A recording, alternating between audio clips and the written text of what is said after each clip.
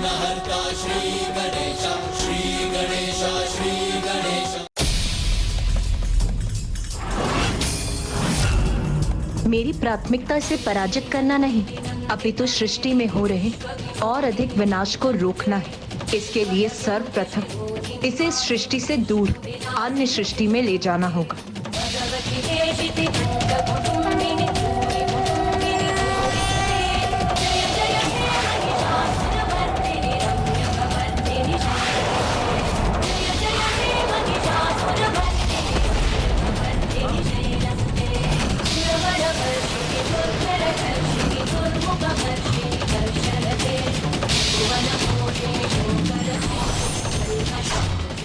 ये क्या? देवी के प्रहार ने मेरा आकार छोटा कर दिया। अभी तो केवल तुम्हारा आकार ही लघु किया है, अब तुम्हें संसार से भी लुप्त कर दूंगी।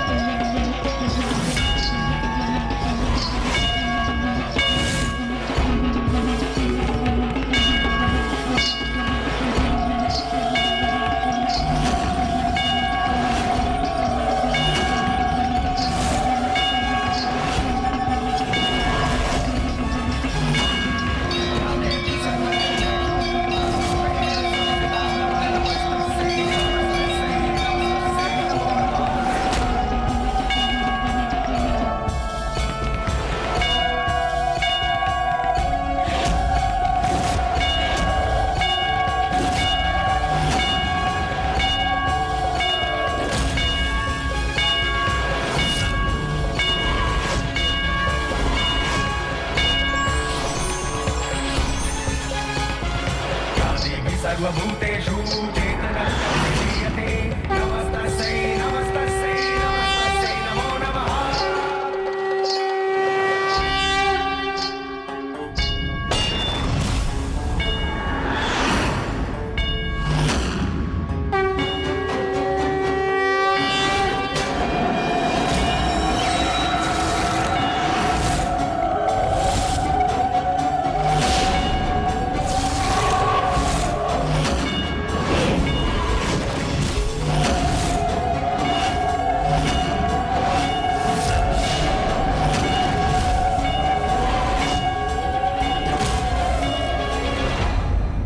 इस छोटे से घुंघरू में मेरा आकार घटाने से, मुझे यहाँ भेजने से कुछ नहीं होगा देवी।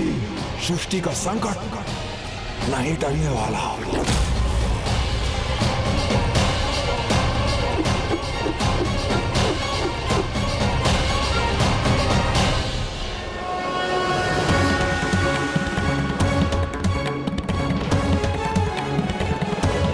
इस अकाल के आतंक का अंत इस आतंकी के अंत से ही जुड़ा हुआ है।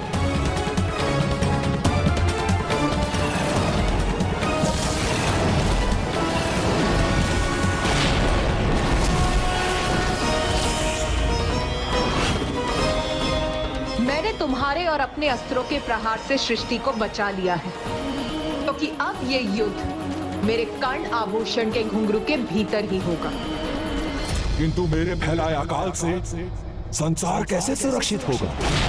न ही मेरा अंत संभव है, न ही इस अकाल का अंत तो अब तुम्हारी सृष्टि का होगा।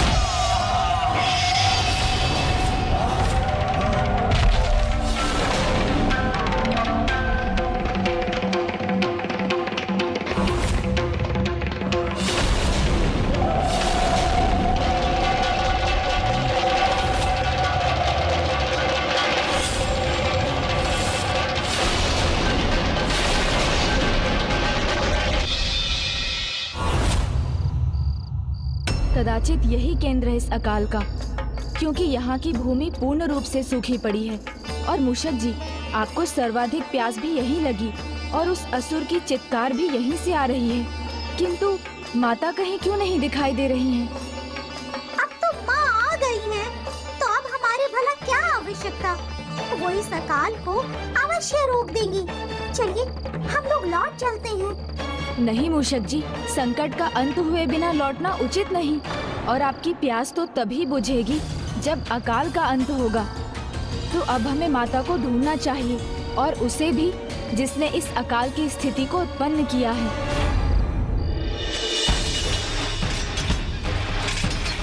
अस्त्रों के टकराने की ध्वनि तो आ रही है, किंतु कोई दिखाई क्यों नहीं दे रहा है?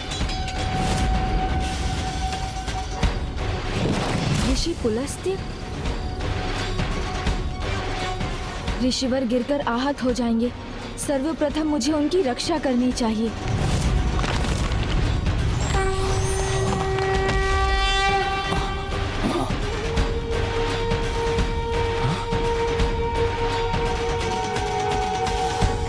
कौन है ये जिन्होंने मेरी रक्षा की? गणेश जी?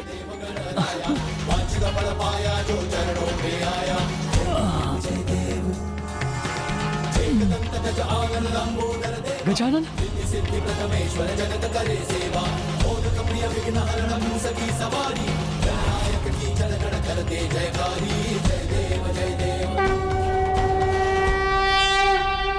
प्रणाम गजानन। मेरी रक्षा करने के लिए आपका कोटि कोटि धन्यवाद। ऋषिवर, आपकी रक्षा मैंने नहीं, आपके तप के फल ने की है। विकट परिस्थितियों में मनुष्य के सुकर्म ही उसकी ढाल बनते हैं, फिर वो कोई महामारी हो, अकाल हो या ऐसी कोई आपदा। किंतु मैं अभी भी ज्ञात नहीं कर सका हूँ कि इस संकट के पीछे कौन कुकर्मी है और माता कहाँ है। हे पार्वती नंदन, हे प्रथम पूज्य विघ्नहर्ता गणेश जी, इस महासंकट का कारण वो महासुर गजासुर द्वितीय है,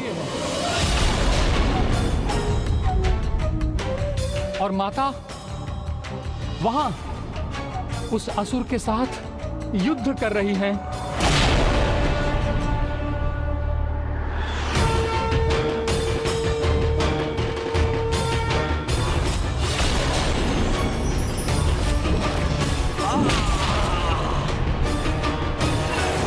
ओह, तो ये युद्ध माता के कर्ण आभूषण के टूटे घुंघरू के भीतर हो रहा है।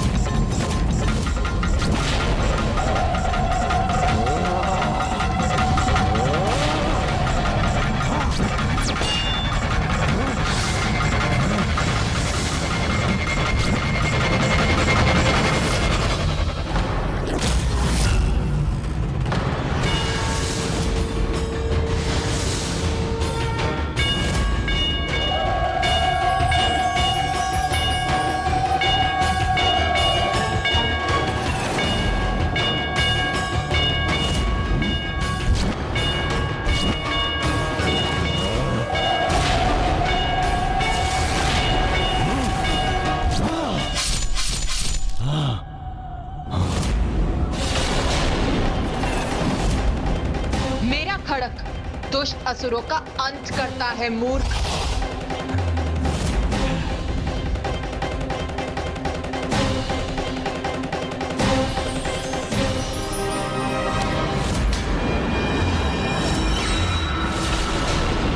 न खड़क न कोई अन्य अस्त्र मेरा अंत कदापि नहीं होगा, किंतु मैं तुम्हें अवश्य आहत करूंगा देवी।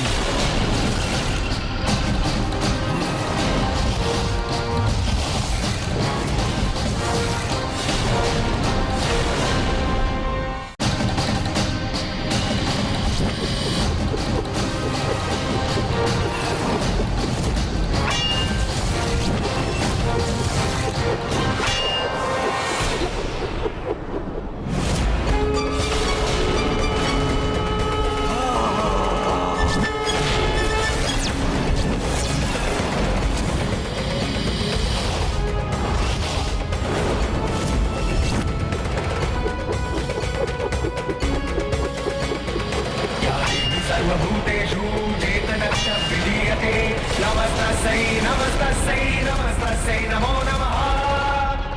मेरा गदा प्रहार घातक होगा देवी।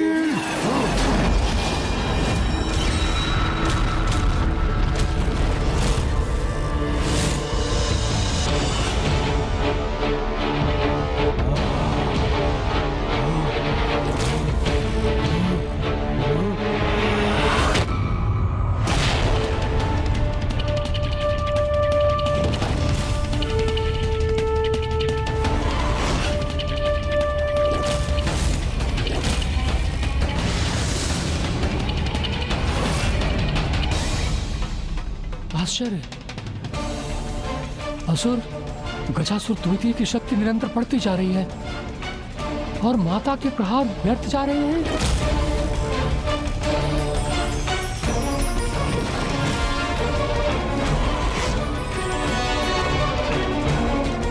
हे विघ्नहर्ता गणेश जी, आप भी किसी युक्ति से माता की सहायता क्यों नहीं करते? क्योंकि जब तक माता स्वयं मुझे इस युद्ध में हस्तक्षेप करने की अनुमति नहीं देती, ऐसा करना उनका अपमान होगा और तब माँ के कोप के प्रकोप का भागी मैं भी बन सकता हूँ।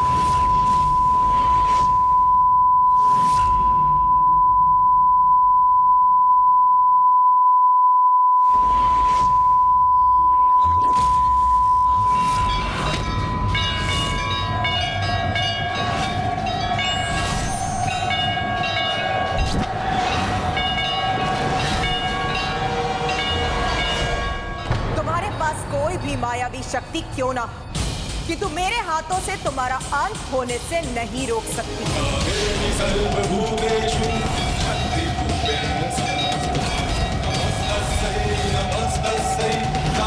तुम्हारा अंत करूंगी तभी रुकूंगी मैं। संहार मेरा नहीं, सृष्टि का होगा, मेरे अकाल से।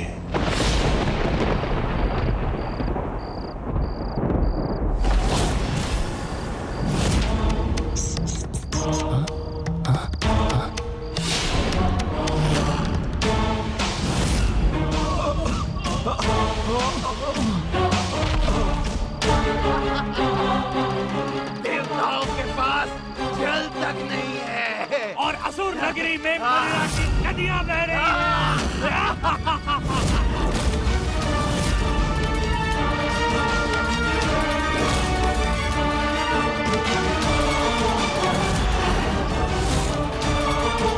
प्रकृति के साथ इस प्रकार की क्रीड़ा करने का दुस्साहस जिस किसी ने भी किया है, माता के क्रोध को जिसने भी जागृत किया है, उसे इसका दंड मिलने का समय अब आ गया है।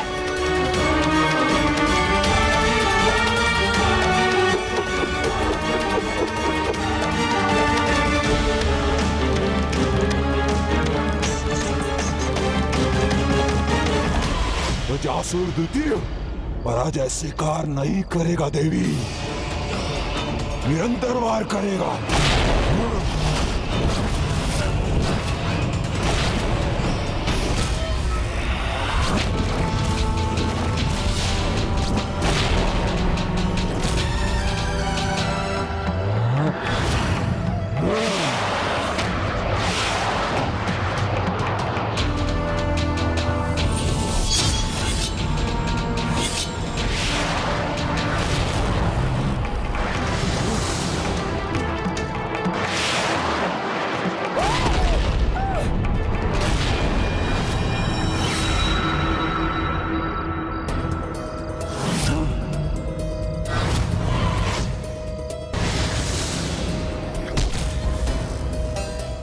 इस प्रकार तो ये युद्ध ऐसे ही चलता रहेगा। इसे निर्णायक मोड़ पर पहुंचाने के लिए, माँ की सहायता करने के लिए मुझे इसका भाग बनने का कोई उपाय ढूंढना ही होगा।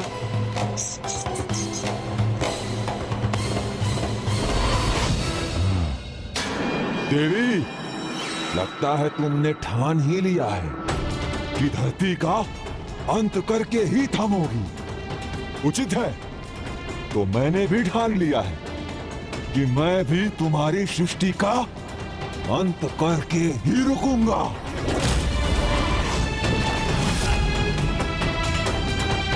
क्या करूं मैं जिससे माँ मुझे अवसर दे, अपना सहायक बना ले।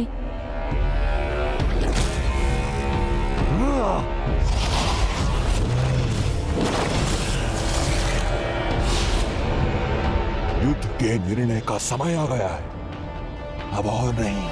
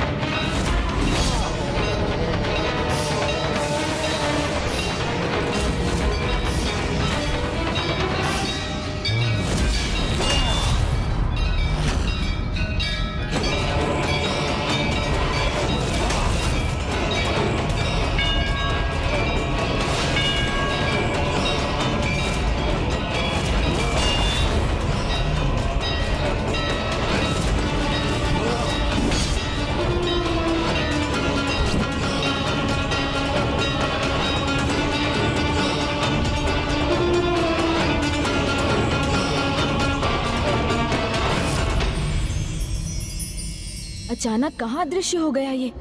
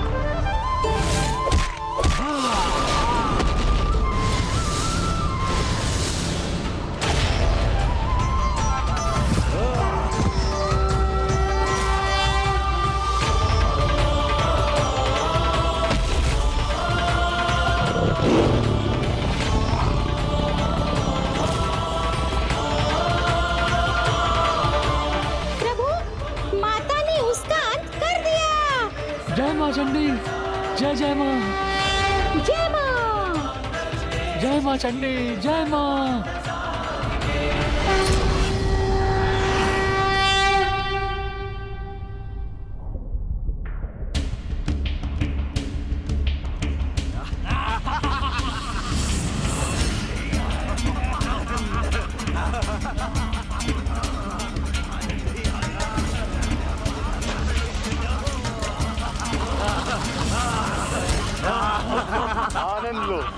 इस मदिरा का, इस उत्सव का, क्योंकि ये युद्ध तो आरंभ होने से पहले ही अंत हो गया। विजय हुई हमारी। असुर सम्राट भगवान सुरवरा की भगवान सुरवरा माता की जय।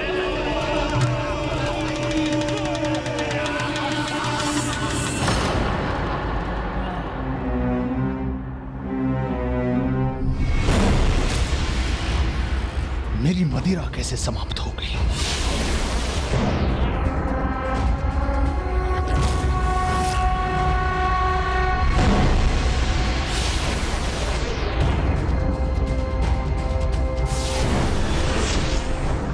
यहां सब कुछ सूखने क्यों लगा?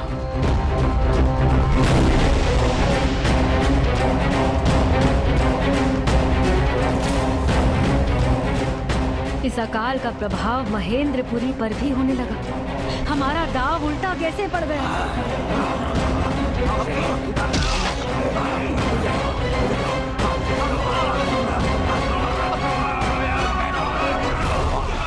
हमारी योजना का एक ऐसा प्रभाव है, ऐसा प्रतीत हो रहा है कि हमारा छोड़ा हुआ विषधर सांप हमें ही डसने लगा है। ये क्या हो रहा है? सत्य है, बुरे कर्म उस बाण के समान ही हैं। ये स्वयं पर ही लौटकर आघात प्रकट करते हैं। दूसरों के लिए विपत्तियों का कुआं खोदने वाले स्वयं उस कुएं में जा गिरते हैं। ये कैसी परिस्थिति बन गई है? धरती का रक्त सोखकर ये महेंद्रपुरी को मरुभूमि बना रहा। जल के अभाव में ये असुर एक दूसरे के रक्त के प्यासे हो गए। मां, शीघ्र कुछ कीजिए।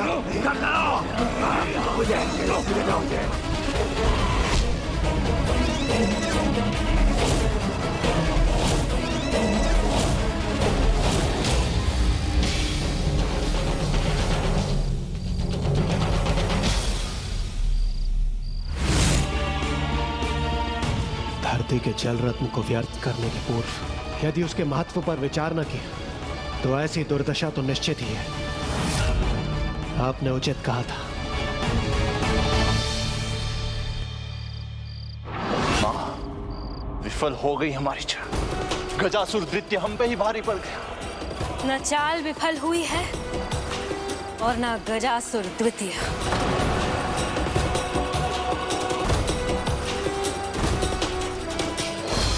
जय मां चंडी, जय मां। अभी नहीं, अभी संकट टला नहीं है। गजासुर द्वितीय का अंत नहीं हुआ है। देखिए, अभी अकाल समाप्त नहीं हुआ, अर्थात वो जो इस अकाल का कारण है अभी जीवित है।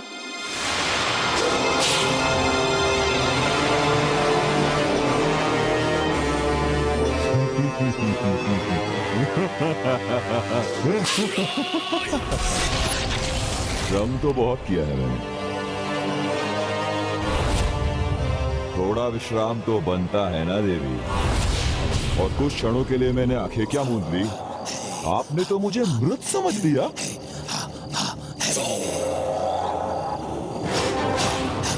देवी, इतना सरल नहीं है मेरा अंत।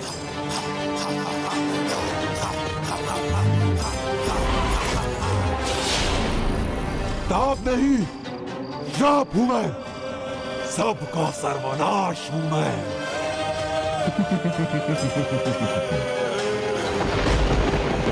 माता कभी विफल नहीं हो सकती, उनसे कुछ भी छिपा नहीं है। किंतु इस दुष्ट की रहस्यमयी शक्ति की ओर कदाचित मुझे ही उनका ध्यान आकृष्ट करना होगा। देवी, सहस्त्र गजों के शक्ति के स्वामी गजासुर द्वितीय के समक्ष विफल हो गई तुम्हारी शक्ति, और अभी तो ये युद्ध का आरंभ मात्र है। अंत तो धरती के अंत के साथ ही होगा।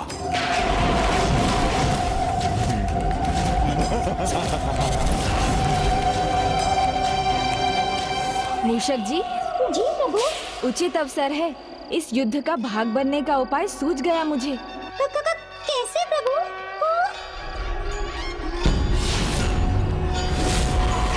कोई भी युद्ध तभी सार्थक है जब उसमें जय और पराजय का निर्णय हो। युद्ध चलता रहे और कोई निर्णय ना हो तो ऐसे युद्ध का क्या लाभ? अच्छा गजमुख, उचित ही कहा तुमने। मैं इस देवी को विश्राम करने का पूर्ण अवसर दूंगा, जिससे ये पुनः अपनी शक्ति एकत्रित कर सके और ये युद्ध अपने निर्णय की ओर बढ़ सके। विश्राम की आवश्यकता मुझे नहीं, तुम्हें है मूर्ख। नहीं, विश्राम की आवश्यकता नहीं है मुझे। मैं युद्ध के लिए तैयार हूँ। तो फिर आओ, मेरा वार स्वीकार करो। प्रभु, माँ क्रोध के कारण रुकने के लिए तैयार नहीं और ये दुष्ट अपने अहंकार के कारण। अब तो आपको ही अपनी बुद्धि और युक्ति का प्रयोग करना होगा प्रभु। जब बड़े क्रोध में हो तो उन तक अपनी बात बड़ी सावधानी से पहुंचानी चाहिए।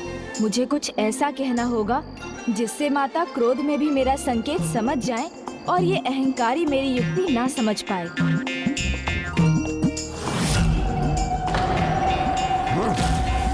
वीर और सच्चा योद्धा वही होता है जो अपने शत्रु को अपनी शक्ति एकत्र करने के लिए विश्राम का भी अवसर देता है, और ऐसा वो ही योद्धा कर सकता है जिसे अपने बल और तप पर पूर्ण विश्वास हो और इस अवस्था में वो वार नहीं करता, अपितु अपने विरोधी योद्धा का युद्ध भूमि में पूर्ण शक्ति के साथ आने की प्रतीक्षा करता है।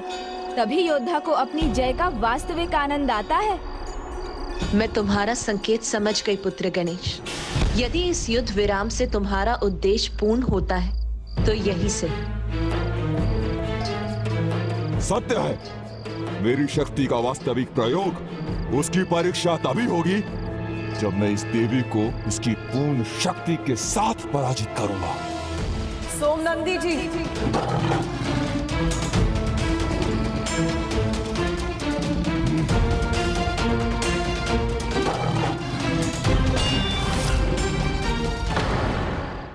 मूषक जी, आइए अब योजना का दूसरा भाग क्रियान्वित करें और इस असुर को उकसाएं कि वो मुझे भी युद्ध में सम्मिलित करे, क्योंकि माता तो इसकी अनुमति कदापि नहीं देंगी।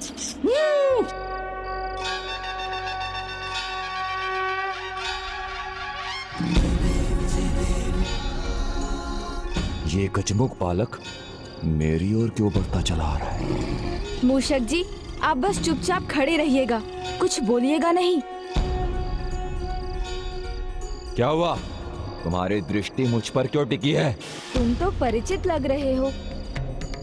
ओहो, समझा, तुम तो गजासुर के पुत्र हो, वही असुर जो अपने आप को महासुर मानता था, किंतु मेरे पिताश्री के कारण मृत्यु को प्राप्त हुआ। बस, शिवपुत्र हो गए तुम, किंतु मुझसे नहीं बच सकोगे। प्रभु, ये तो क्रोध में आग बबूला हो रहा है। हाँ मूषक जी, यही तो चाहिए। बड़ी भयंकर मृत्यु हुई थी उनकी। मेरे पिताश्री के परम भक्त नंदी जी ने उधर चीर दिया था उनका। मेरा प्रतिशोध तो उससे भी भयंकर होगा। धरती का वक्ष चीर कर उसका संपूर्ण रक्त सोख लेगी मेरी शक्ति, और उसके बाद मैं तुम सबका अंत करूंगा। प्रभु, इसके बढ़ते क्रोध से तो मेरी प्यास और भी बढ़ रही है।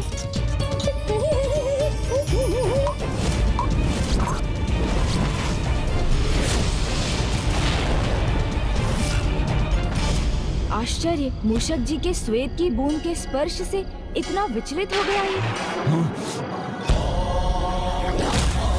तुम्हारा ये स्वप्न कभी पूरा नहीं हो पाएगा गजासुर द्वितीय, किंतु तुम हो तो भाग्यशाली जो अभी तक जीवित हो, क्योंकि माता का हृदय तो माता का ही होता है। वो तो अपने शत्रु को भी अनेक अवसर देती हैं, उन पर दया करती हैं। किंतु यदि मैं तुम्हारे साथ युद्ध कर रहा होता तो अब तक तुम काल के गाल में समा गए होते। अच्छा, इतना विश्वास है स्वयं पर, तो तुम भी मुझसे क्यों नहीं युद्ध कर लेते? हाँ हाँ, क्यों नहीं, अवश्य करता युद्ध, किंतु बस माता की अनुमति चाहिए, क्योंकि आप अकेले हम दो से युद्ध करें और हम आप पर भारी पड़ जाएं, ये तो उचित नहीं होगा ना। हाँ, मेरी भुजाएं भी युद्ध के लिए फड़फड़ा रही हैं। अब और विश्राम नहीं। मैं तुम दोनों, माता और पुत्र को एक साथ युद्ध के लिए चुनौती देता हूँ। देवी, दे दो अपने पुत्र को अनुमति। मैं भी तो देखूं, ये केवल बातें करता है या युद्ध भी? मूर्ख असुर, तेरे लिए तो मैं अकेली ही पर्याप्त हूं।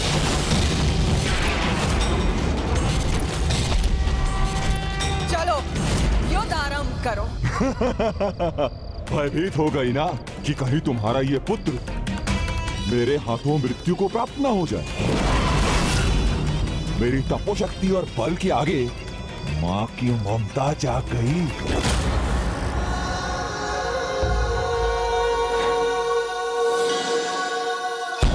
कदाचित तुम्हारी यही इच्छा कि तुम्हारा अंत हम दोनों के हाथों से हो, तो उचित यही होगा।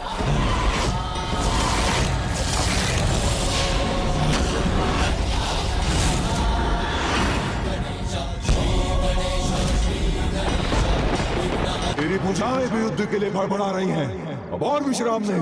मैं तुम दोनों माता और पुत्र को एक साथ युद्ध के लिए चुनौती देता हूं।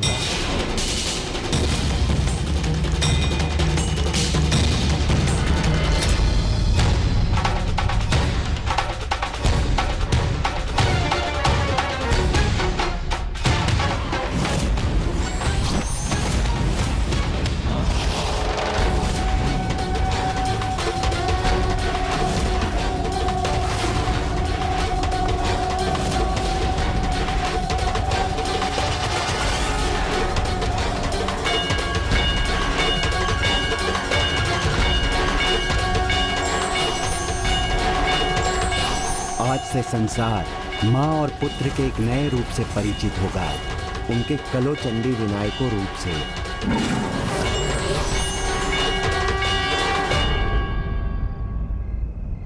आनंद आएगा, बहुत आनंद आएगा माता और पुत्र को एक साथ पराजित करने में।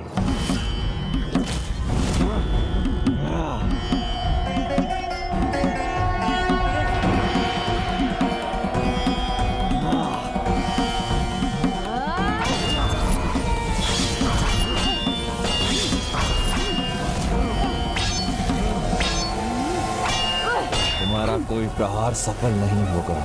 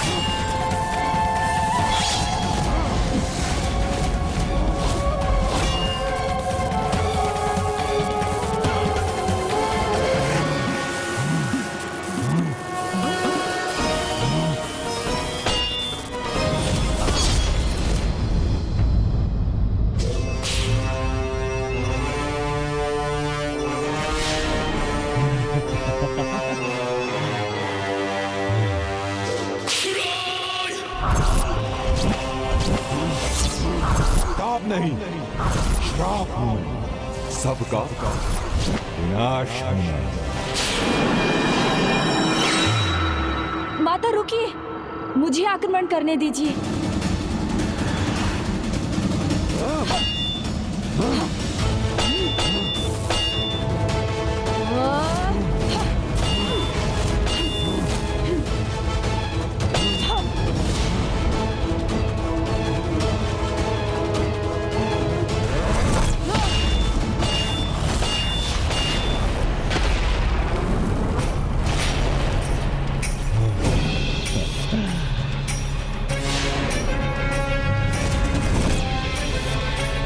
कौन सी शक्ति इसका कवच बन रही है, जिसके कारण हमारे शस्त्र इसे आहत करना तो दूर, इसका स्पर्श भी नहीं कर पा रहे हैं।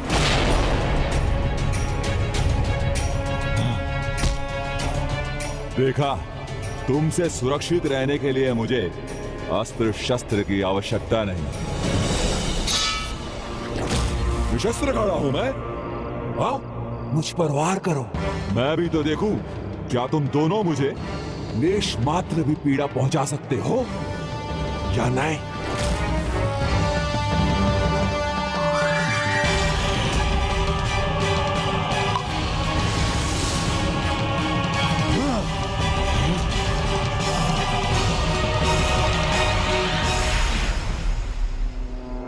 हुआ? पुनः विश्राम की आवश्यकता है या पराजय स्वीकार कर ली?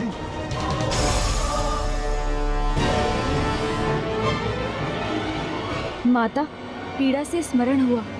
जब मूषक जी की श्वेत की एक बूंद इसके तन पर गिरी थी तो इसकी त्वचा भस्म हो उठी थी। इसलिए जो इसने सृष्टि से छीना है वही जल इसे दुर्बल बनाता है। मैं इसके अंत के लिए पृथ्वी के गर्भ से जल निकाल सकता हूँ, किंतु ये तब तक संभव नहीं जब तक ये दुष्ट हमारे निकट है।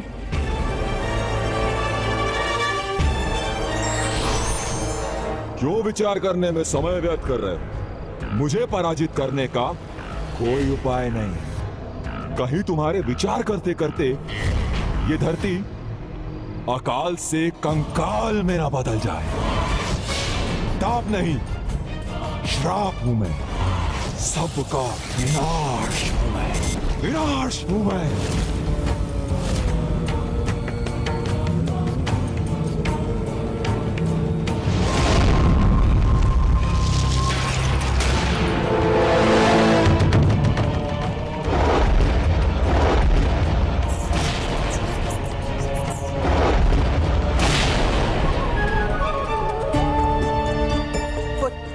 स्थिति बहुत गंभीर होती जा रही है। संपूर्ण धरती और उसके वासी अब कष्ट में है पुत्र। हमारे पास अब अधिक समय शेष नहीं है पुत्र। तुम्हारा उपाय उत्तम। तुम अपना कार्य करो पुत्र, मैं तब तक इसे तुमसे दूर रखती हूँ।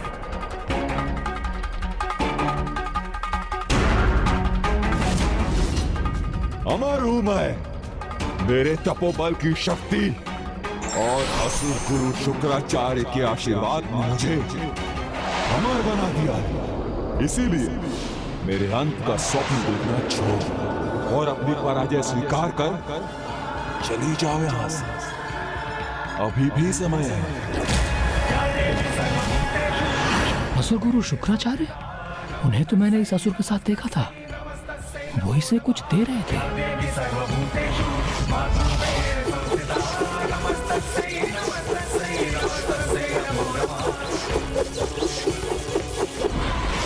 मुझे किसी प्रकार ये बात गजानन तक पहुंचानी होगी।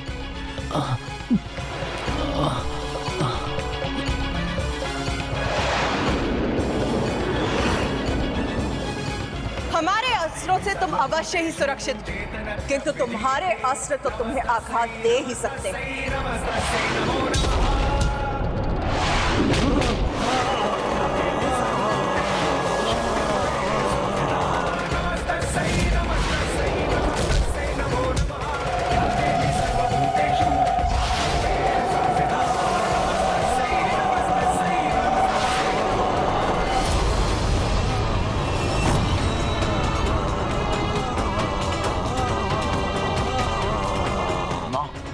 ये तो गजासुर द्वितीय की चित्कार थी।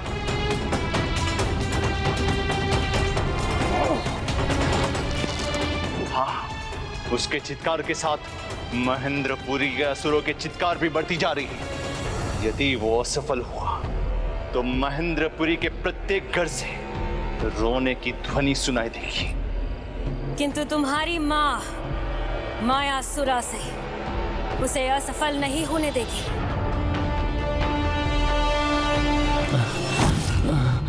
मैं इस दुष्ट असुर को कदापि सफल नहीं होने दूंगा। सफल तो माता और माता पार्वती नंदन ही होंगे, किंतु मुझे उन तक पहुंचना होगा। उन्हें बताना होगा कि इस दुष्ट की भेंट असुर गुरु शुक्राचार्य से हुई थी और गुरु शुक्राचार्य ने उस गजासुर द्वितीय को कुछ दिया भी था। माँ और गणेश इस संकट को टालने का जो भी उपाय कर रहे हैं उसमें उन्हें शीघ्रता करनी होगी।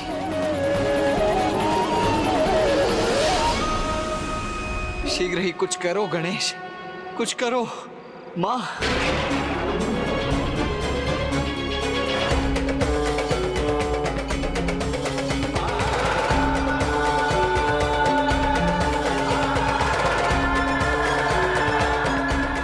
माता, मैं शीघ्र अतिशीघ्र जल निकालने का उपाय करता हूँ।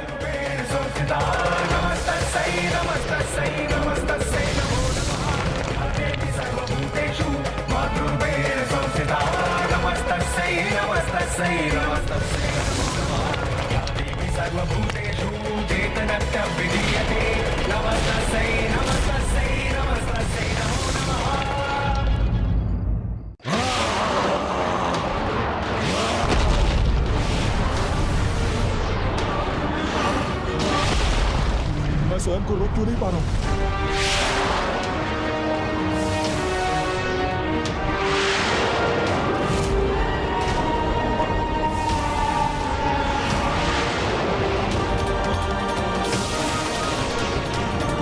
और ये कैसी परछाई मेरा पीछा कर रही है?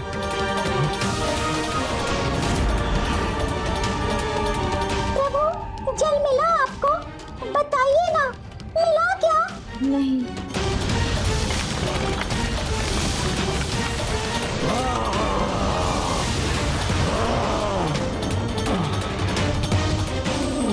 कठिनाई कितनी भी हो, किंतु मुझे गणेश जी तक पहुंचना ही होगा।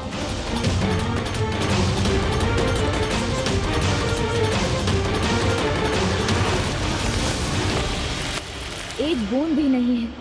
कदाचित गजासुर के कारण जल का स्तर बहुत नीचे चला गया है। मुझे अपनी सूंड और गहराई में ले जानी होगी।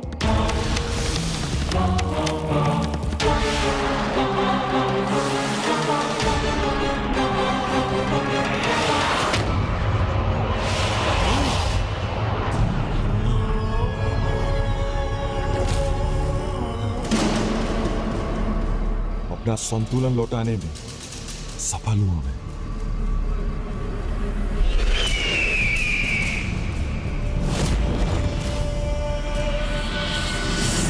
कदाचित भूल हुई मुझसे। मैंने तुम्हें जो अवसर दिया, तुम कदाचित उसके योग्य ही नहीं। मेरी योग्यता पर संदेह करना आपकी भूल है। तो प्रमाणित करो अपनी योग्यता को। विनाश करो उन देवताओं का, मेरी महेंद्रपुरी का नहीं। अब मैं इन देवताओं को कोई असर नहीं दूंगा।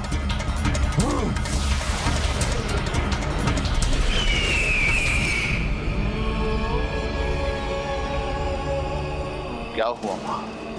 कैसी दशा है उसकी? कुशल है, और इस कुशलता का आभास मुझे तब होगा जब वो इस कार्य को संपन्न करेगा जिसके लिए हमने उसे बुलाया था। माता! ऋषि पुलस्त,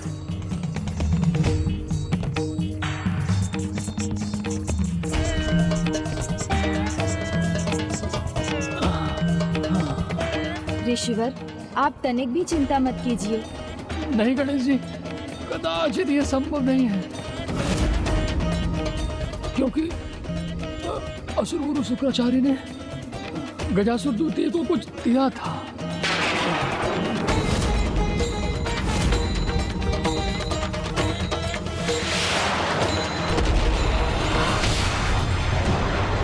सावधान देवी, सावधान! गजासुर द्वितीय आ रहा है तुम्हें दंड देने के लिए, तुम दोनों का नाश करने के लिए।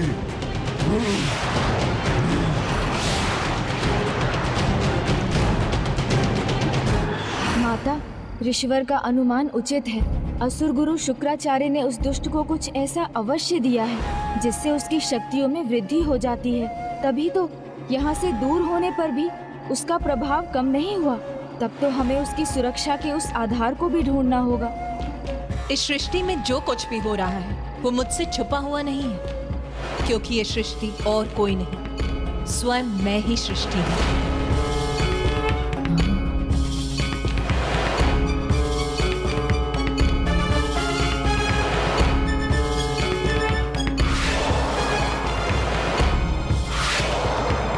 धरती के अत्यंत निकट हूं मैं, और अपनी विजय की भी।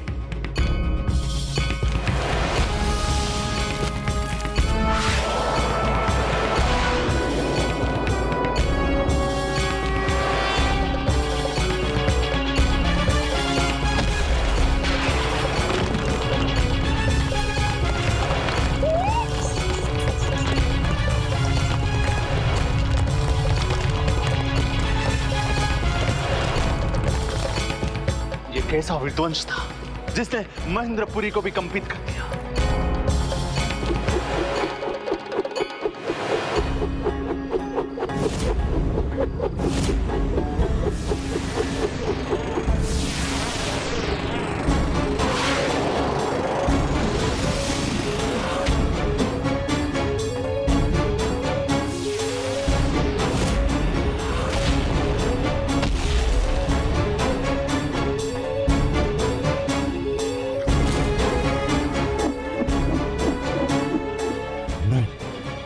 ये कैसे संभव?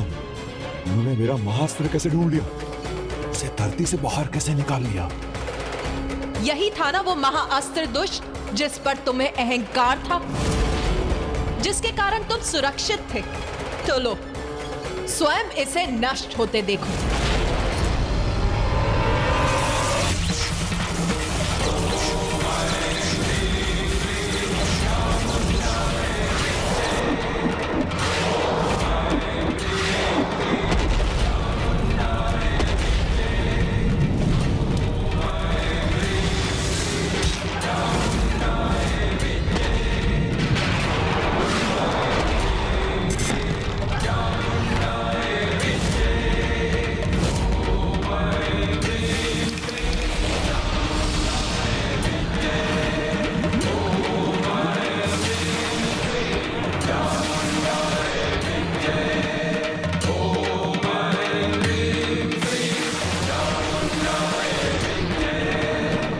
महाअस्त्र की यह विशेषता, इसको क्रियान्वित करने के बाद इसे तभी रोका जा सकता है जब कोई इसे नष्ट कर दे। महाअस्त्र नष्ट हुआ मेरा, मैं अभी भी जीवित। अब मेरा तप ही मेरा अस्त्र बनेगा।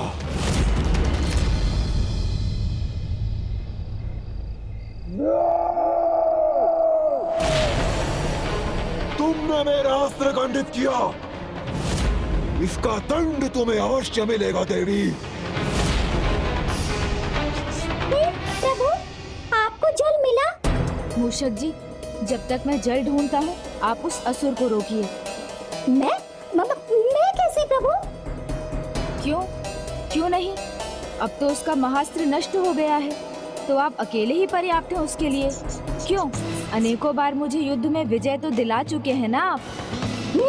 उचित कहा प्रभु आपने। मेरे अपार उत्साह और साहस के आगे ये दुष्ट गजासुर दैत्य कदापि नहीं टिक सकेगा।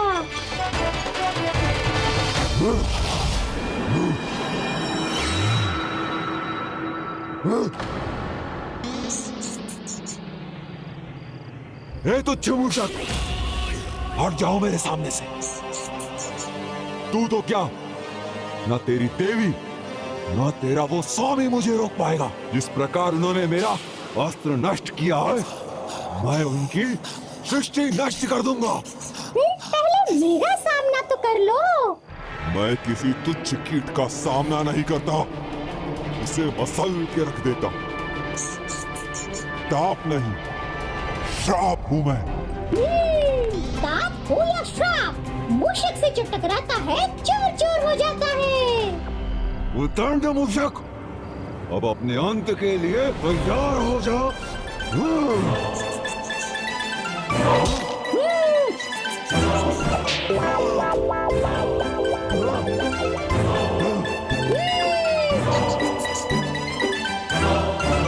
अब तुम पर मृत्यु का वार होगा।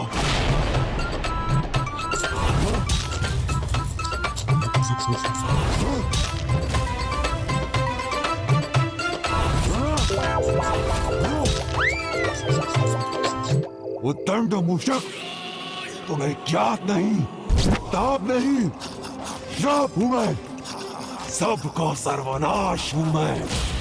दैत्य जी, आपका भी बाप हूं मैं।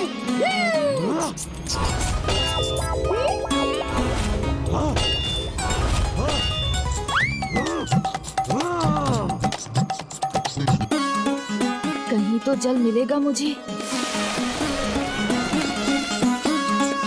मूषक, आज तुम कुचले जाओगे।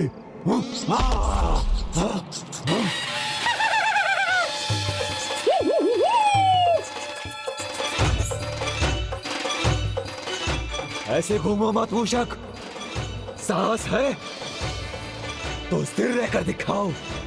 लो, रुक गया मैं, स्थिर हो गया।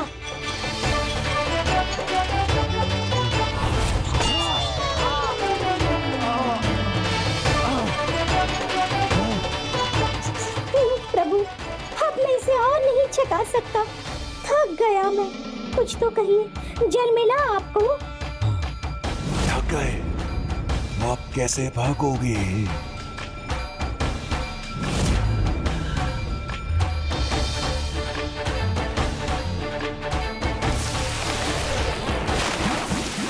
मिल गया, जल मिल गया।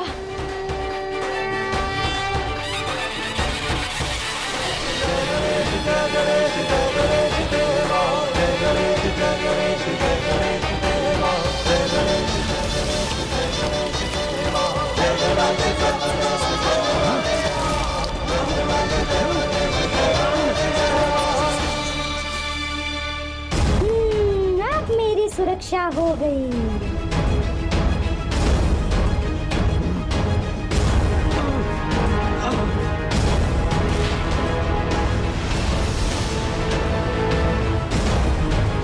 असंभव, ये जल कहां से मिल गया इन्हें? और इसका बहाव मेरी ओर क्यों आ रहा है? इन्हें ये रहस्य कैसे ज्ञात हुआ कि जल से आहत हो सकता हूं मैं?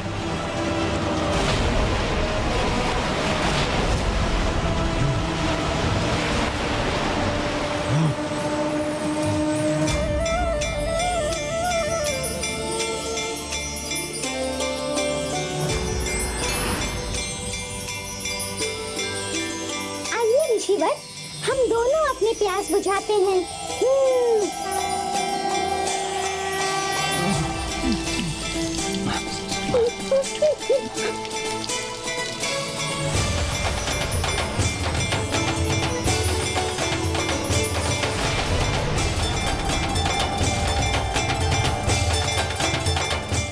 ये क्या?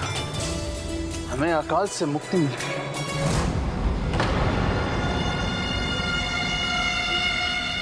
इसका अर्थ क्या? हाँ पुत्र, इसका अर्थ है कि गजासुर द्वितीय पराजित हो गया।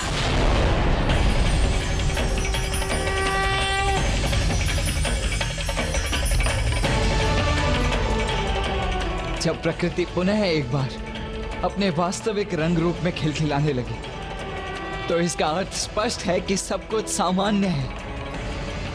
और इसका एक अर्थ ये भी है कि माँ और गणेश सफल हो गए हैं।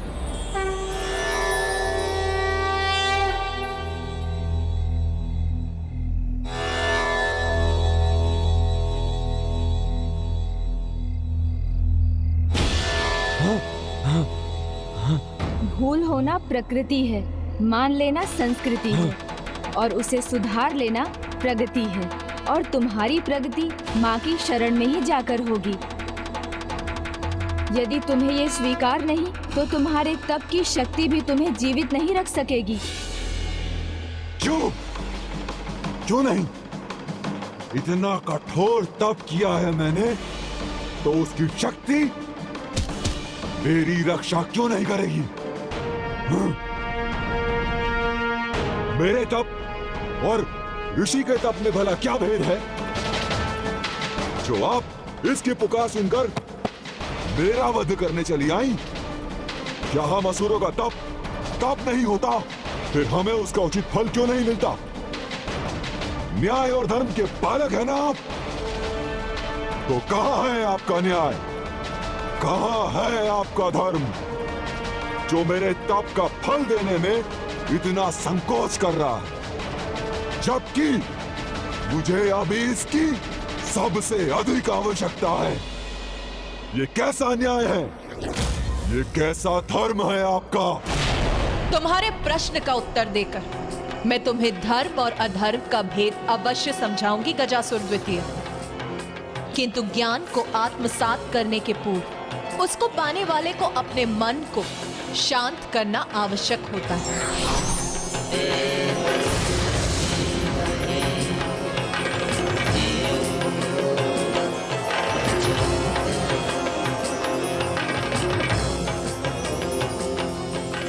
अपने चित्त को शांत और स्थिर कर अपना आसन ग्रहण करो। किंतु मैं कहाँ हूं और ये सब क्या हो रहा है? तुम्हें तुम्हारे तप के फल स्वरूप वो ज्ञान प्राप्त हो रहा है जिसे तुम पाना चाहते थे। ज्ञान चाहिए मुझे? नहीं नहीं, मुझे कुछ समझ नहीं आ रहा है। समझ आएगा जब तुम्हारे ज्ञान की भूख मिटेगी, किंतु उसके पूर्व अपने पेट की भूख मिटाओ। आओ भोजन करो।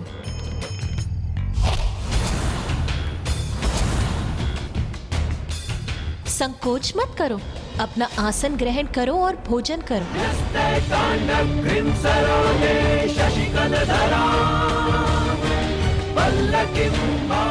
संकोच तो आप कर रही हैं भोजन देने में, ये तो रिक्त है।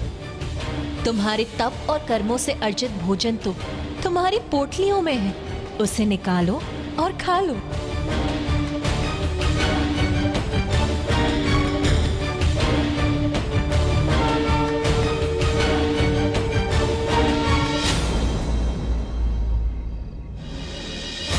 ये पोटली मेरे पास कैसे आ गई?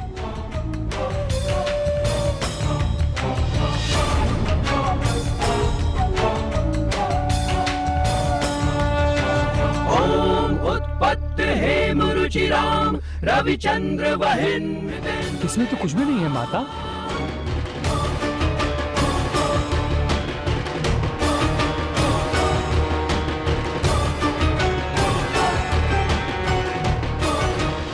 मेरी पोटली में 3 पूरियां हैं।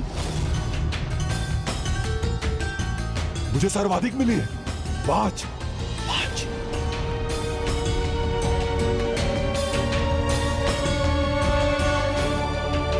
साथ में भोजन करने बैठे हो तो किसी का पात्र भोजन से रिक्त ना हो। इस धर्म का पालन तो असुर भी करते हैं। इसमें कैसा धर्म? ये तो अपना अपना भाग्य है। इसके भाग्य में भोजन नहीं तो इसमें मेरा क्या दोष? धर्मोचित तो ये है कि यदि किसी के पास भोजन ना हो तो उससे भोजन बांट लो। नहीं, धर्मोचित हो या ना हो, मैं अपना भोजन नहीं बांटूंगा। इस युद्ध में मैंने बहुत श्रम किया है, मुझे भूख लगी है, मैं खाऊंगा। गजासुर द्वितीय, यदि तुम ये समझना चाहते हो कि इतने तप के बाद भी धर्म के अनुसार तुम मृत्यु के भागी क्यों बने, तो सर्वप्रथम अपना भोजन बांटने का धर्म निभाओ।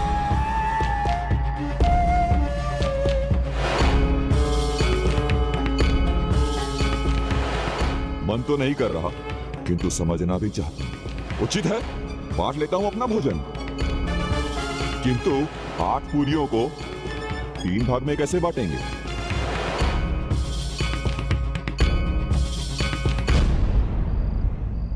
प्रत्येक पूरी को 3 भागों में बांट ले तो हमारे पास 24 भाग होंगे और सभी को 8-8 भाग मिल जाएंगे। देखा, यदि इच्छा हो तो समाधान मिल ही जाता है। अब विलंब मत करो और बांट लो अपनी पूरियों को।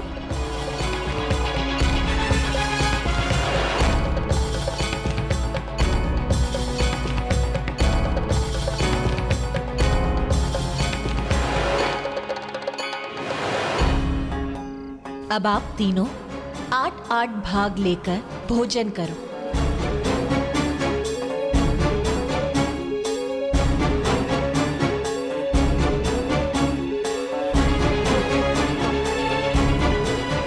गजासुर द्वितीय, संकोच मत करो, जाओ।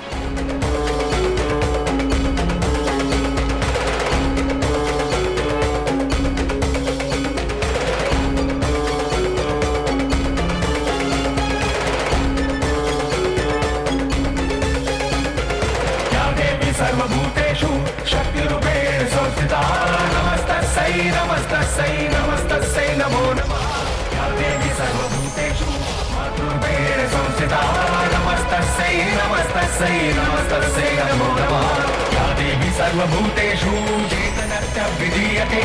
नमस्तस्यै नमस्तस्यै नमस्तस्यै नमो नमः।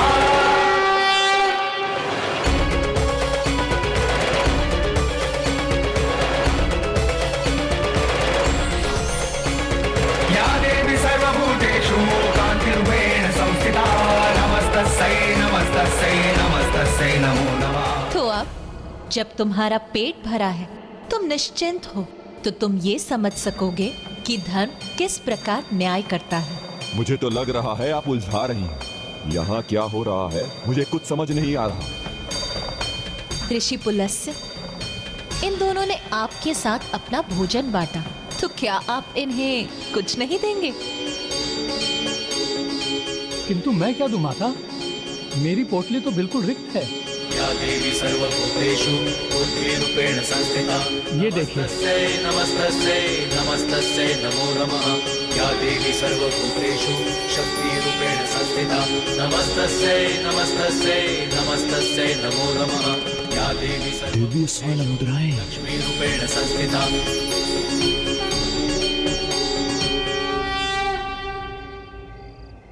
ये लीजिए, आप दोनों आपस में समान रूप से बांट लीजिए। नहीं, समान क्यों? मैंने अधिक पूरियां दी हैं, तो इन स्वर्ण मुद्राओं में मेरा भाग भी अधिक ही होगा। यही धर्म है, जितनी पूरी उतनी मुद्राएं। संख्या से अधिक भाव महत्वपूर्ण है।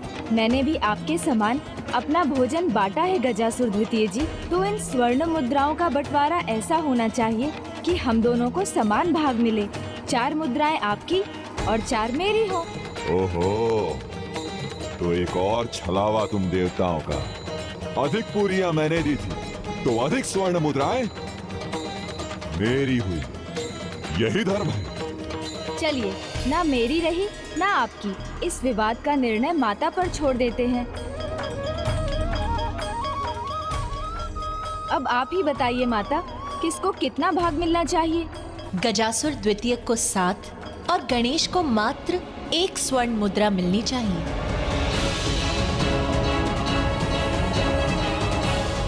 किंतु माता, ये आपका कैसा निर्णय है?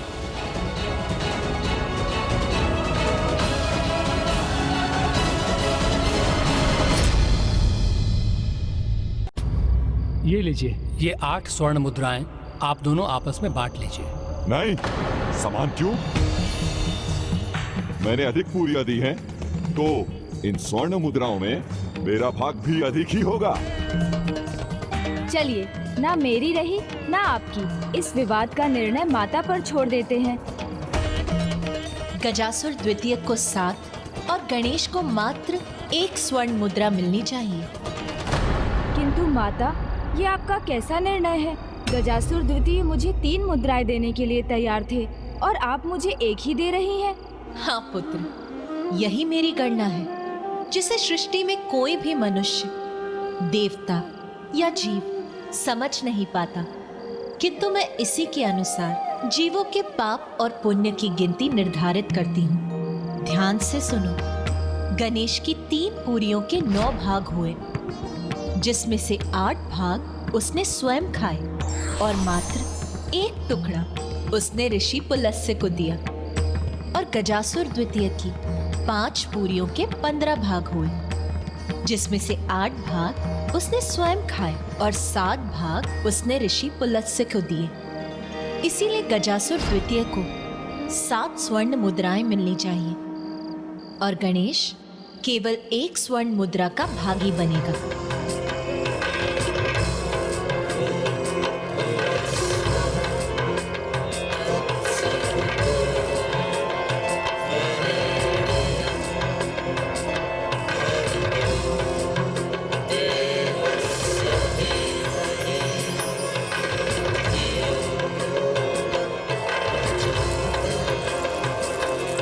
ये तो धर्मोचित है।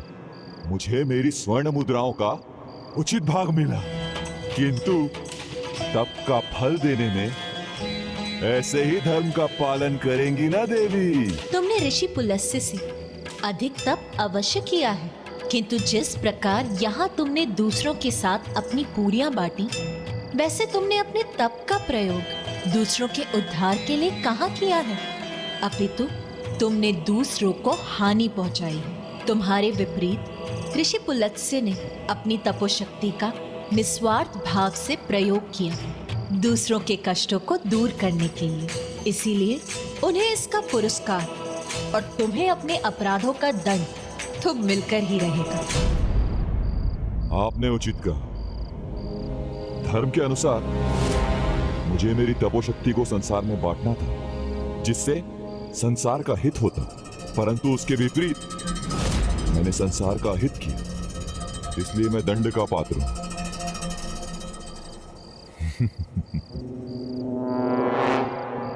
किंतु समर्पण करना मेरे स्वभाव के विपरीत है, इसलिए मैं अपना दंड युद्ध करके ही पाऊंगा। वो क्या है ना, हम असुरों को कुछ भी बांटना कदापि नहीं भाता।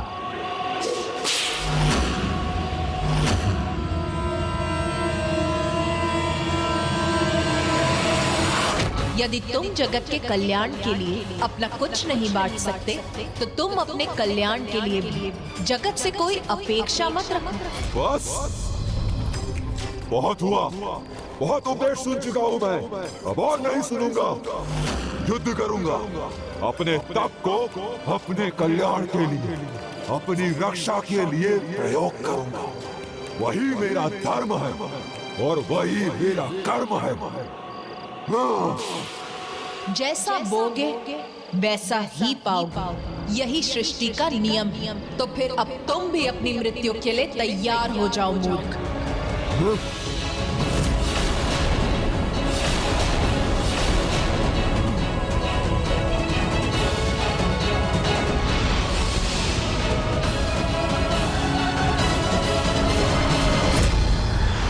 अपनी तपोशक्ति को जागृत कर मैं उसे अपना कवच बनाऊंगा, और फिर देखते हैं मेरा तप अधिक शक्तिशाली है या तुम्हारा न्याय।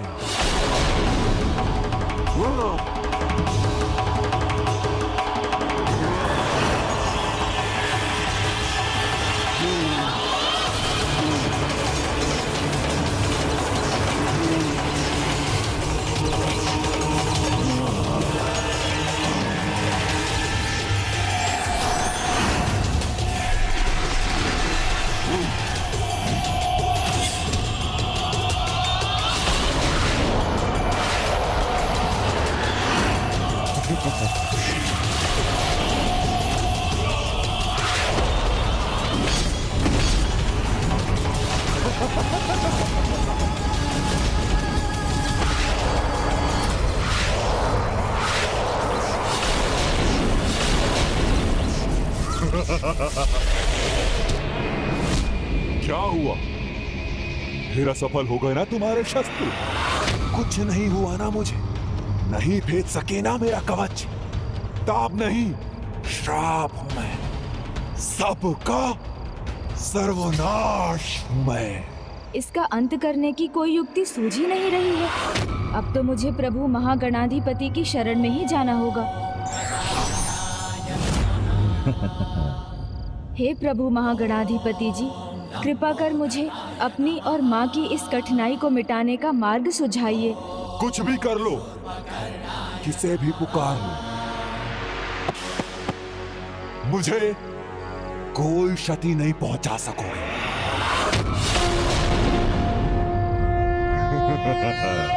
नमस्ते ब्रह्मरूपाय विष्णुरूपाय नमः। नमस्ते रुद्ररूपाय कलिरूपाय ते नमः।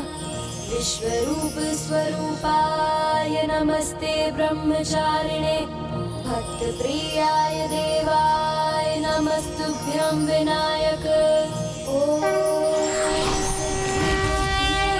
सहिताय महागणपतये।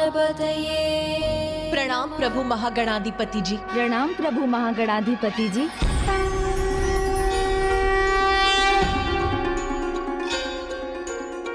हे विघ्नहर्ता गणेश, हे देवी, गजासुर द्वितीय की तपोशक्ति नहीं अपितु दिव्य संतुलन का ना होना है उसकी सुरक्षा का कारण। संतुलन उग्रता और स्थिरता के मध्य, क्योंकि उग्र होने पर बुद्धि स्थिर रहकर उचित उपाय नहीं सोच पाती और स्थिरता से प्राप्त होने वाली सुबुद्धि कभी कभी कर्म पक्ष को शिथिल कर देती है। हे देवी चंडी, आप देवी आदि शक्ति का उग्र रूप हैं और गणेश स्थिरता के पर्याय। आप दोनों को एक साथ आकर कर चंडी उग्र माता गणेश रूप में उग्रता और स्थिरता में संतुलन स्थापित करना होगा। फिर इस गजासुर द्वितीय का अंत कोई नहीं रोक सकेगा।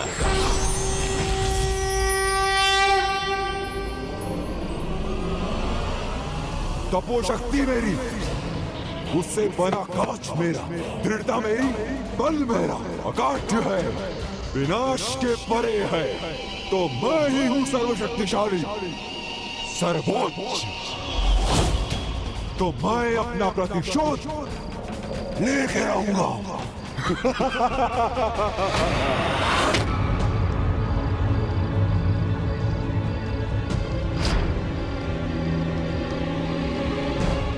पुत्र गणेश, एक माँ सबसे शांत, सबसे स्थिर, सबसे संतुष्ट, सबसे पूर्ण तभी होती है जब उसकी प्रिय संतान उसकी गोद में होती है।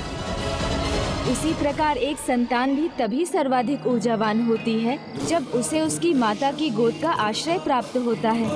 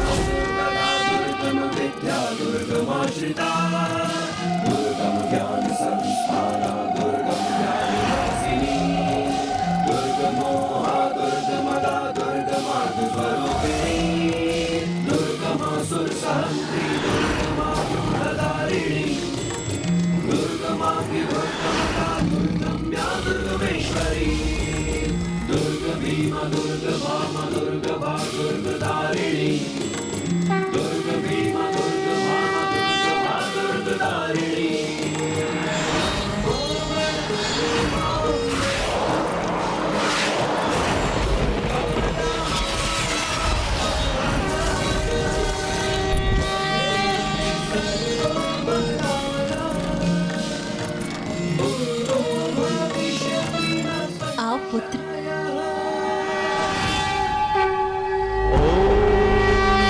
गणेशाय नमः। ओम गं क्षीप्रप्रसादनाय नमः। ओम गं गणपतये नमः। ओम गजवक्त्राय नमः।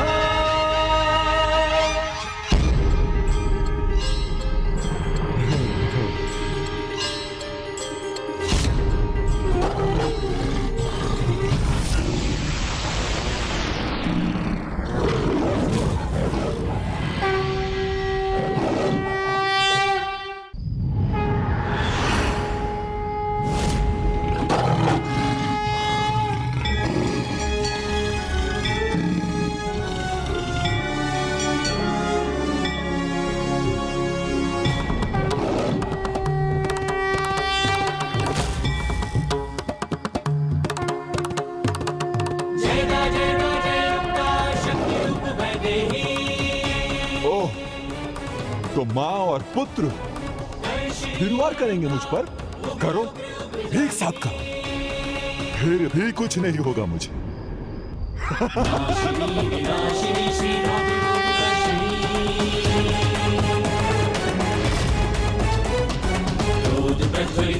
माता शक्ति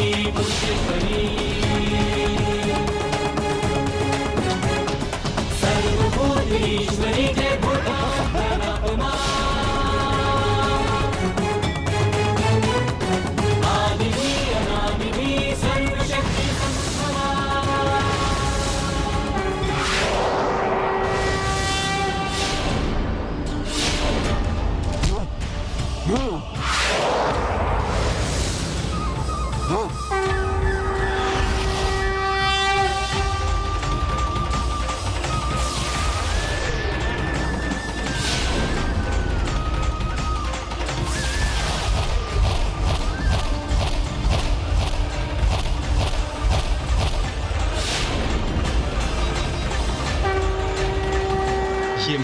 शक्ति और विनायक की बुद्धि का अद्भुत संयोग है।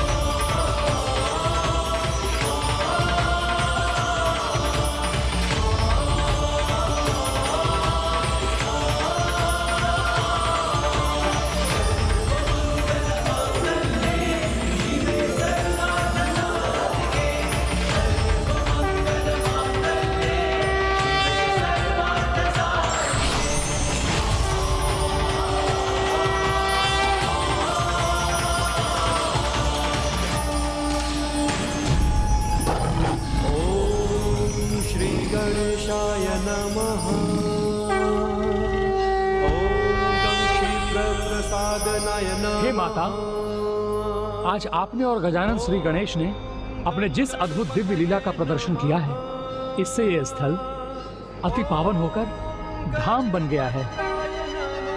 माता एवं गणेश के इस दिव्य रूप को माता कलोचंडी विनायको रूप के नाम से जाना जाएगा एवं ये स्थान गजना धाम के नाम से प्रसिद्ध होगा। गजना धाम की स्थापना गया क्षेत्र के निकट इसी पुलस्त आश्रम के पास होगी, जहाँ माता चंडी और विनायक की पूजा होगी। और कलयुग के अंत तक जो भी यहाँ आपके इस गजवेश्वरी या गौरी गणेश स्वरूप का ध्यान कर यहाँ आपकी पूजा करेगा, उसे उसके सभी कष्टों से मुक्ति प्राप्त होगी। कलो चंडी विनायकों की जय, कलो चंडी विनायकों की, कलो चंडी विनायकों की जय। देवी चंडी उग्र माता, कलयुग में आप और विघ्नहर्ता गणेश ही जगत के उद्धारक होंगे। ऋषि पुलस्त्य, आपने जिस मंत्र का उच्चारण कर सृष्टि को अकाल से मुक्ति दिलाने के लिए माता का आवाहन किया था, भविष्य में जो भी माँ के इस रक्षा मंत्र का उच्चारण करेगा वो सभी प्राकृतिक आपदाओं और महामारियों से सुरक्षित रहेगा। ओम जयंती मंगला काली भद्रकाली कपालिनी, दुर्गा क्षमा शिवा धात्री स्वाहा स्वधा नमोस्तुते। कलो चंडी विनायकों की जय, कलो चंडी विनायकों की जय, कलो चंडी विनायकों की जय। हे मां, आज हमारी सहायता और समस्त सृष्टि की रक्षा करने के लिए आपको कोटि कोटि धन्यवाद। अब बस एक आशीर्वाद और देने की कृपा कीजिए माँ, कि कल जो धर्म युद्ध आरंभ होने वाला है उसमें हमें सफलता प्राप्त हो। विजय था, विजय था, विजय था। धन्यवाद माँ।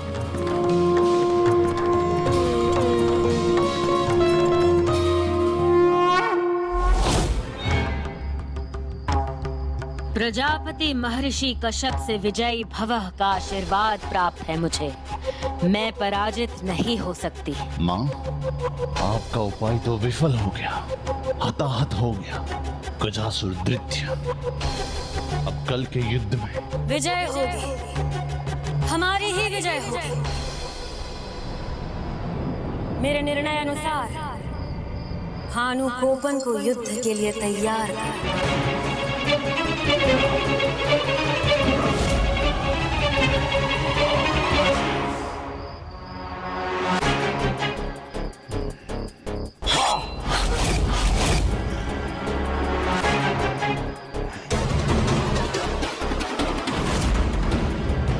माँ, सूर्योदय का समय हो रहा है। अपने पुत्र को युद्ध के लिए तैयार होने में सहायता कीजिए।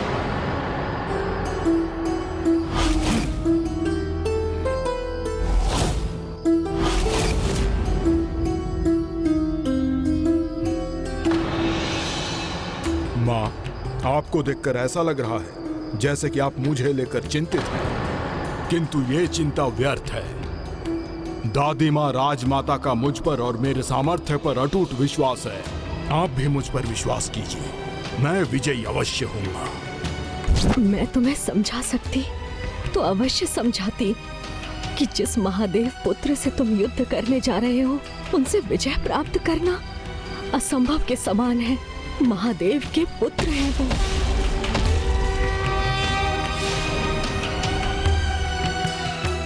माँ त्रिदेव की शक्ति से युक्त मेरे दोनों दिव्यास्त्र, ब्रह्मास्त्र और शिवास्त्र मुझे देना मत भूलिएगा। वैसे तो देवताओं के लिए मेरे हाथ ही पर्याप्त हैं, परंतु मैं इस युद्ध में कोई भी चूक नहीं करना चाहता। मैं चाहता हूं कि दादी माँ सूरसई को मुझ पर गर्व हो।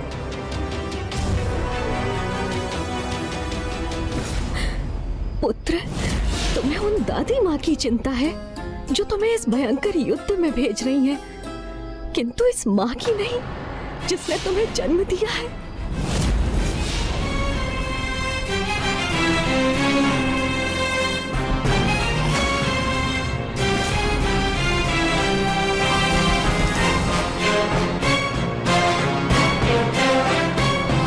पुत्र, तुम्हारा इस युद्ध में जाना अनिवार्य है क्या? हाँ, है अनिवार्य उसका युद्ध में जाना।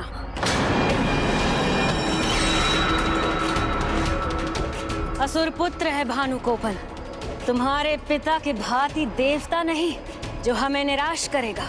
ये तो मेरा सौभाग्य है दादी माँ कि आपने इस महान कार्य के लिए मुझे ही चुना। शीघ्रता करो, सूर्य की पहली किरण पड़ने से पहले युद्ध भूमि पहुंचना है इसे।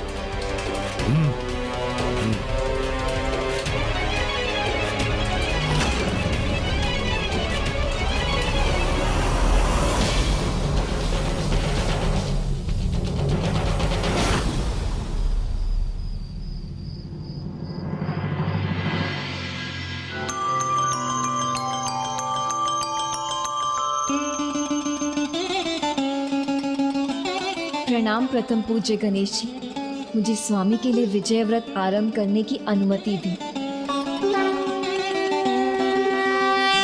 प्रणाम प्रभु गौरी शंकर, मुझे आशीष दे।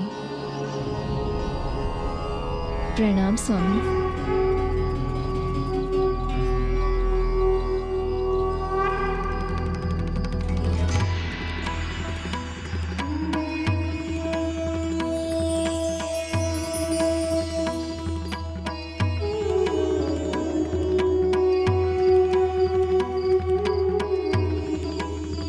अद्भुत दृश्य कि प्रभु शिव और माता शक्ति के जुड़ाव के समान ही उनके चरणों में समर्पित पुष्प भी एक साथ जुड़ जाते हैं।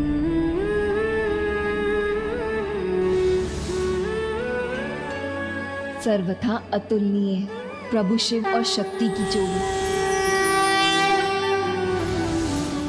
किंतु हम दोनों एक साथ कैसे दिखाई देंगे? ये मोरपंख भ्राता ने आपके लिए ही छोड़ा था और मैं ये आशीष देता हूँ कि ये एक दिव्य दर्पण में परिवर्तित हो जाएगा जिसमें आप अपने स्वामी को सदैव देख सकेंगी।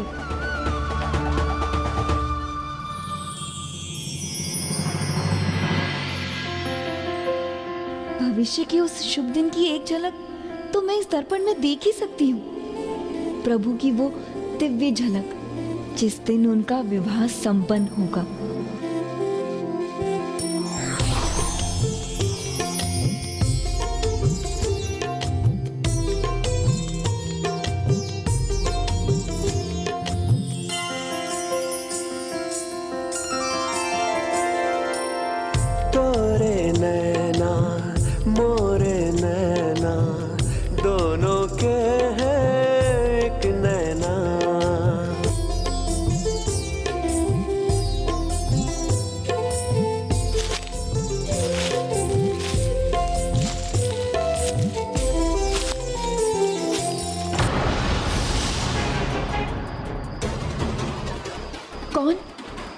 के पदचाप हैं ये।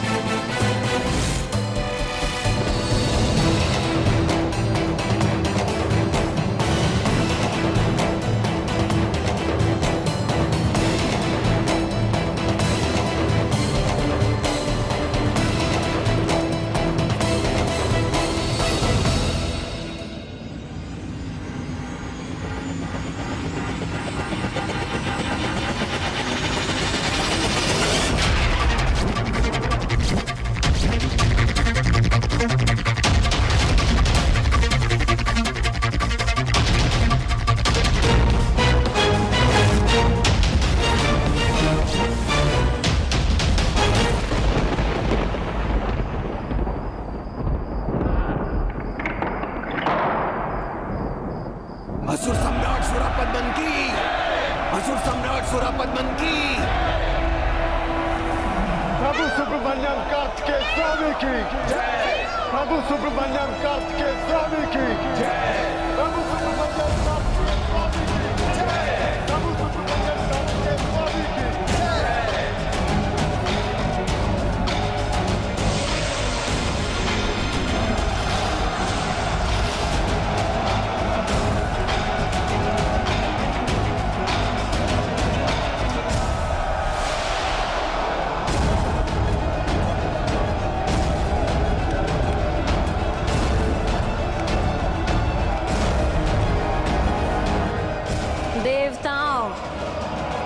इसे कोई साधारण देव असुर संग्राम समझने की भूल मत कर कि केवल धरती और अंबर कांप कर रह जाएंगे। सुरासई की मायावी असुरी सेना के नाद और पराक्रम से केवल सृष्टि नहीं, संपूर्ण त्रिलोक का दहलना तय है।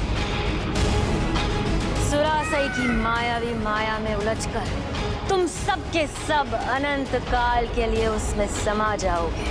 स्मरण रखना देवताओं, तुम्हारा सामना सुरासई की सेना से उसी की मायावी नगरी महेंद्रपुरी में है।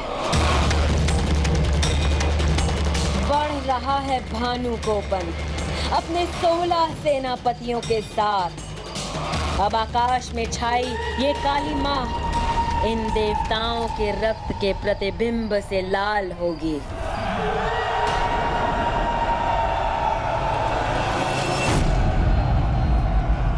ओम सुब्रमण्यम कार्तिकेय स्वामी।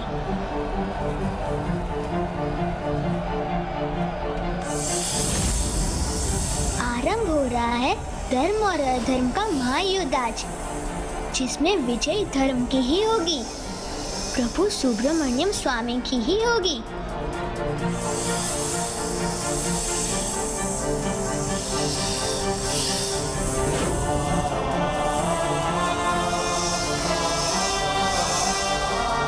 अत्यंत विशेष दिन है आज, जो सदा इतिहास के पृष्ठों पर अंकित रहेगा, क्योंकि पूरे हृदय से धरा स्वागत करेगी, अंबर से पुष्प वृष्टि होगी, सृष्टि नए उत्साह से भरेगी, त्रिलोक में सभी गर्व से भर जाएंगे, क्योंकि युद्ध भूमि में आगमन हुआ है मेरे प्रभु सुब्रमण्यम कार्तिकेय स्वामी का, जो आज अधर्म का सर्वनाश कर महेंद्रपुरी में धर्म की स्थापना करेंगे।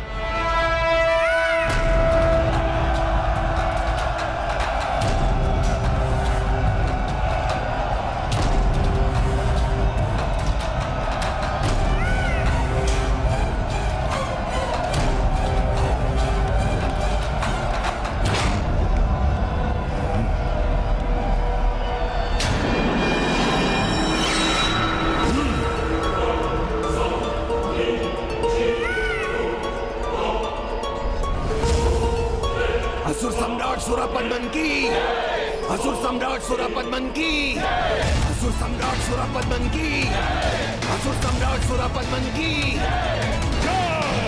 असुर सम्राट सुरापद्मन की, असुर सम्राट सुरापद्मन की।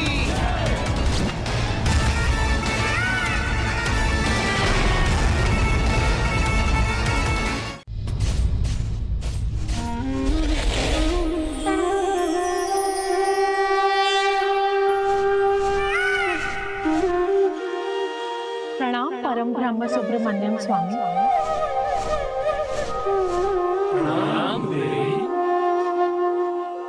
प्रणाम भूदेवी। प्रभु, आपने इस धर्म युद्ध का शंखनाद कर मेरी धरा से अधर्मियों को मुक्त करने का जो ये संकल्प लिया है, उसके लिए मैं आपका हृदय से स्वागत करती हूँ। मैं भूदेवी आपका ये उपकार सदैव स्मरण रखूंगी।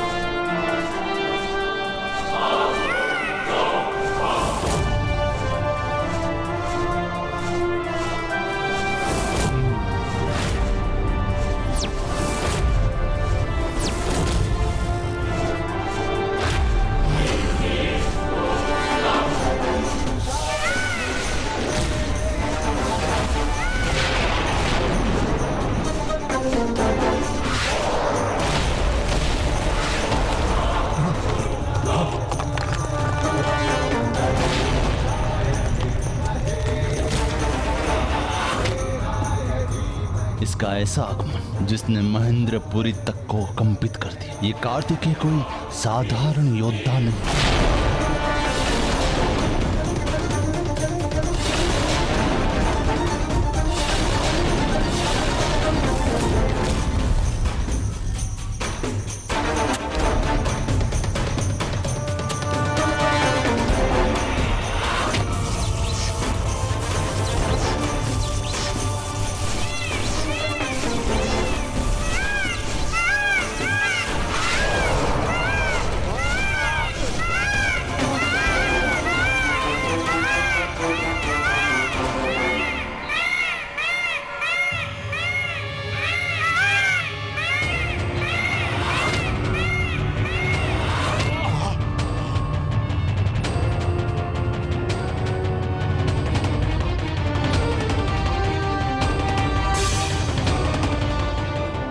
तुच्छ से पक्षी की इतनी भयंकर गर्जना, इसके चरण रखने मात्र से धरती कांप उठी है, तो इसके प्रहार की कल्पना करना कठिन है भानुकोपन। सावधान भानुकोपन, सावधान।